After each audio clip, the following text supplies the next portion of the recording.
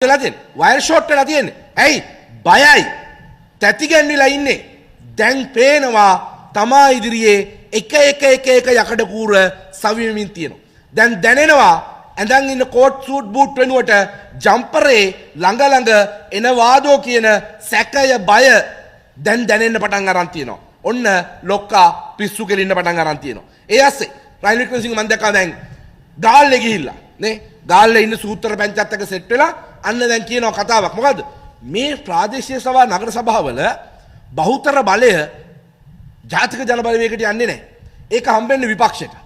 අපි කොහොම හරි ඒකේ නගරාධිපතිකම හරි නැත්නම් උපනගරාධිපතිකම නියෝජ්‍ය නගරාධිපතිකම හරි සභාපතිකම හරි උපසභාපතිකම ගන්න වැඩක් අපි කරන්න ඕනේ කියලා.